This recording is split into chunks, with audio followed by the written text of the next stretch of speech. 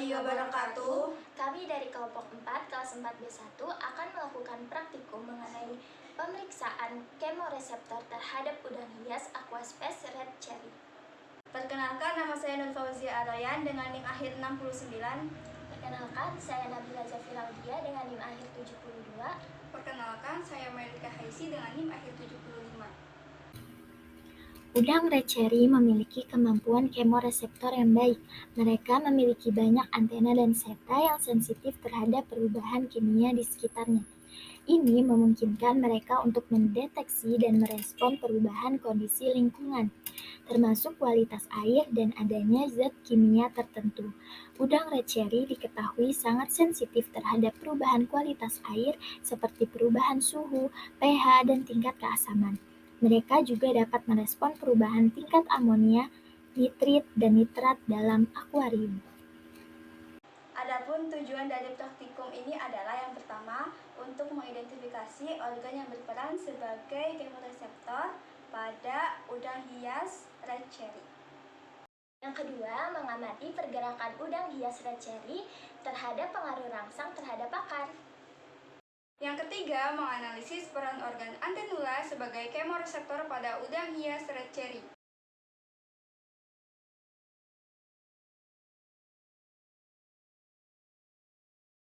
Adapun hipotesis pada praktikum ini adalah yang pertama, udang memiliki 3 organ yang berperan sebagai kemoreseptor, yaitu antenula bagian medial dan lateral.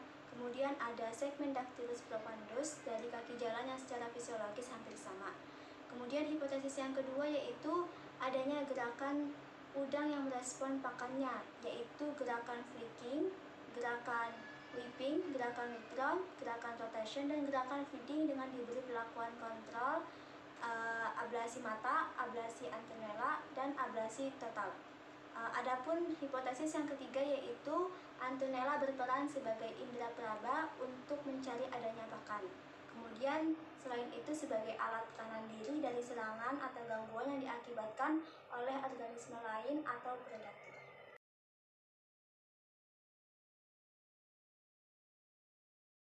Adapun dasar teori dari praktikum ini yaitu reseptor sensori merupakan reseptor khusus yang mendeteksi beberapa macam rangsangan.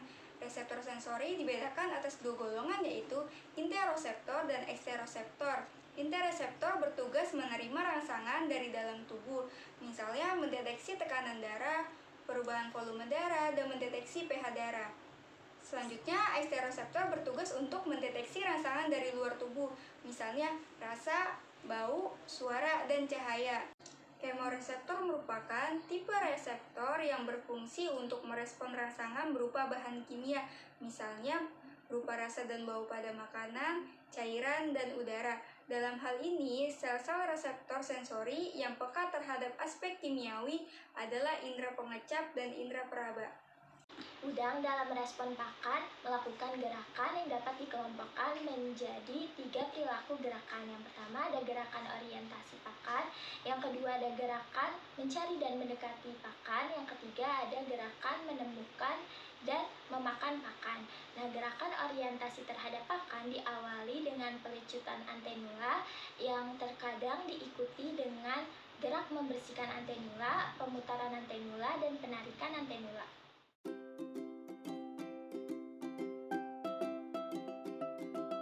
Langkah kerja yang pertama, siapkan alat dan bahan, yaitu gelas plastik, gunting, alat tulis, kamera, lateks, pakan ikan, dan udang hias red cherry. Selanjutnya, akuarium diisi air tawar bersih, lalu udang hias Aquascape red cherry dimasukkan ke dalam akuarium.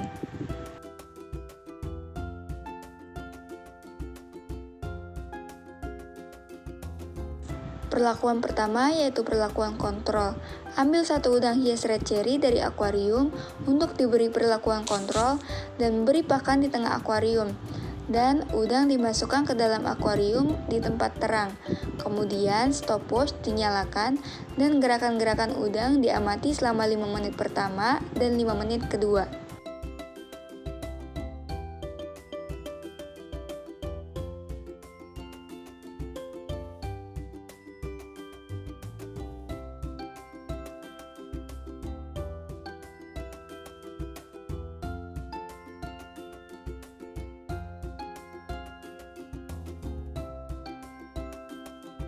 Selanjutnya, masih dalam perlakuan kontrol, akan tetapi udang diletakkan di tempat redup.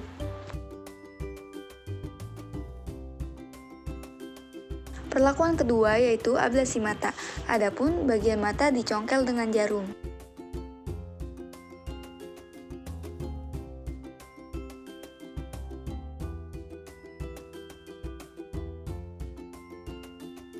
Pada perlakuan ablasi mata, diberi pakan di tengah gelas plastik, kemudian udang diletakkan di tempat terang. Selanjutnya, diamati gerakan-gerakan udang selama 5 menit pertama dan 5 menit kedua.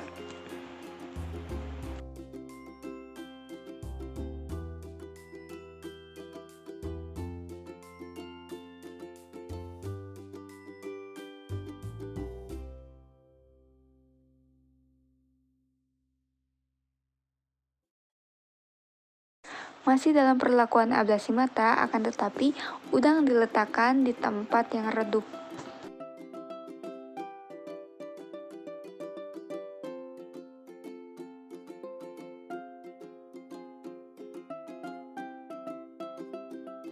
Pada perlakuan ketiga yaitu ablasi antenula.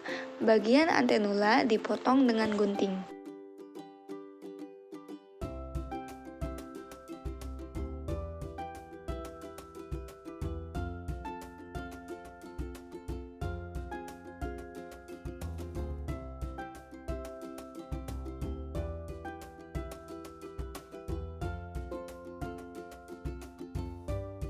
Pada perlakuan ablasi antenula, diberi pakan di tengah gelas plastik dan udang diletakkan di tempat terang. Kemudian stopwatch dinyalakan dan gerakan-gerakan udang diamati selama 5 menit pertama dan 5 menit kedua.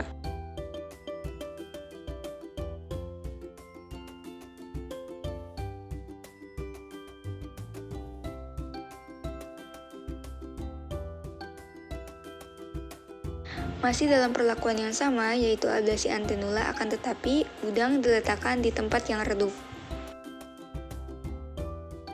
Perlakuan keempat yaitu ablasi total, di mana antenula udang dipotong.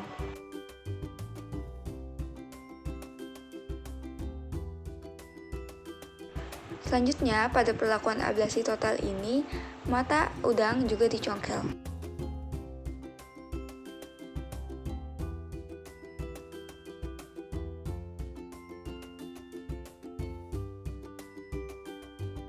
Pada perlakuan ablasi total, udang diberi pakan dan diletakkan di tempat redup.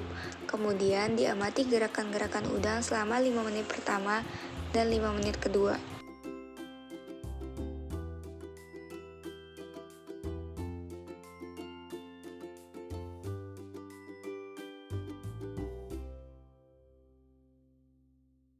Masih dengan perlakuan yang sama, yaitu ablasi total, akan tetapi udang diletakkan di tempat redup dan juga diamati gerakan-gerakan selama 5 menit pertama dan 5 menit kedua.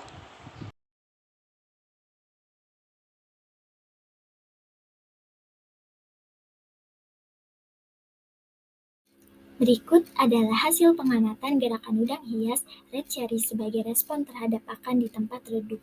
Dapat dilihat pada perlakuan normal, pada 5 menit pertama dan 5 menit kedua, udang melakukan semua gerakan yaitu gerakan flicking, withdraw, whipping, rotation, dan feeding. Udang paling banyak melakukan gerakan flicking. Sedangkan pada perlakuan ablasi mata, udang juga melakukan semua gerakan yaitu gerakan flicking, withdraw, whipping, rotation, dan feeding. Namun, tidak sebanyak dan tidak seaktif gerakan pada udang perlakuan normal. Sedangkan pada perlakuan ablasi antenula, udang tidak melakukan gerakan flicking, withdraw, whipping, dan rotation. Udang hanya melakukan gerakan feeding di 5 menit kedua sebanyak 5 kali. Sedangkan pada perlakuan ablasi total, yaitu mata dan antenula, pada 5 menit pertama dan 5 menit kedua, udang tidak melakukan gerakan flicking, withdraw, whipping, rotation, maupun feeding. Kemudian, terdapat hasil pengamatan gerakan udang hias red cherry sebagai respon terhadap pakan di tempat terang. Dapat lihat dalam perlakuan normal, udang melakukan semua gerakan yaitu flicking, withdraw, whipping, rotation, dan feeding. Namun, gerakan perlakuan normal pada tempat terang tidak sebanyak pada tempat redup.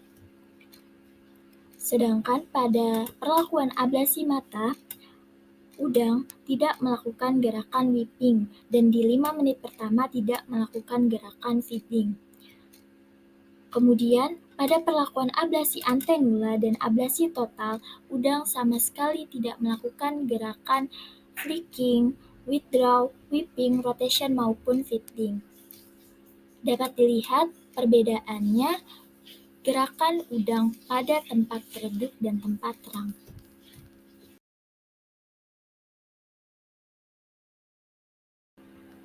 Gerakan antenula yang paling banyak yaitu pada udang normal atau kontrol. Udang kontrol, gerakan flicking dan withdraw mendominasi gerak antenula, sedangkan gerak whipping dan rotasi tidak mendominasi, serta udang melakukan beberapa kali gerakan mendekati pakan dalam 5 menit pertama dan 5 menit kedua. Hal ini terjadi karena keadaan fisiologi udang yang masih sehat atau tanpa ablasi. Gerakan antenula yang dihasilkan berupa gerak flicking, whipping, rotation, withdraw, dan feeding. Udang yang diablasi antenulanya hanya dapat melakukan gerakan mendekati pakan. Hal ini disebabkan karena terdapat segmen dictylus propandur dari kaki jalan yang secara fisiologis sama dengan antenula.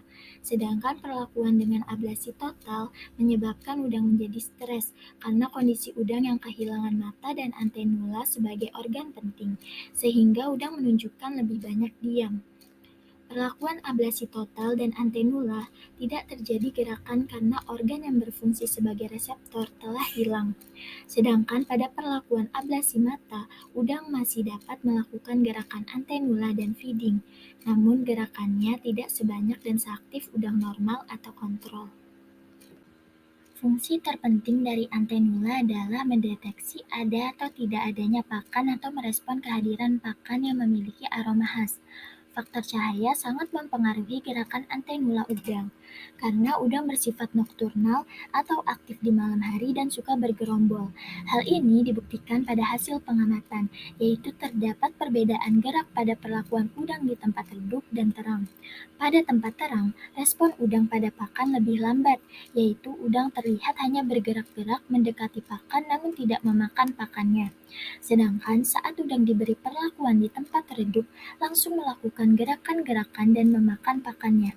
Gerakan pada udang di tempat redup juga lebih aktif dibandingkan di tempat terang.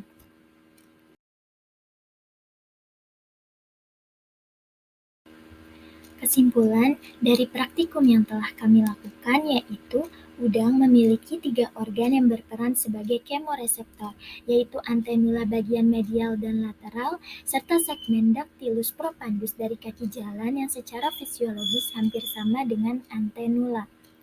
Indra penglihatan mungkin peranannya sangat kecil, karena mata faset hampir tidak berfungsi untuk mengenal bentuk kecuali untuk mengenal sesuatu yang bergerak.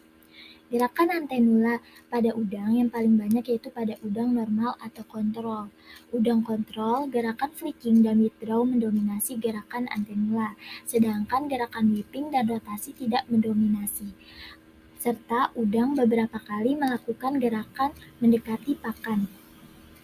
Perlakuan ablasi total dan antenula tidak terjadi gerakan karena organ yang berfungsi sebagai reseptor telah hilang, sedangkan pada perlakuan ablasi mata, udang masih dapat melakukan gerakan antenula dan feeding, namun gerakannya tidak sebanyak dan seaktif pada udang normal atau kontrol. Fungsi terpenting dari antenula adalah mendeteksi ada atau tidak adanya pakan atau merespon kehadiran pakan yang memiliki aroma khas.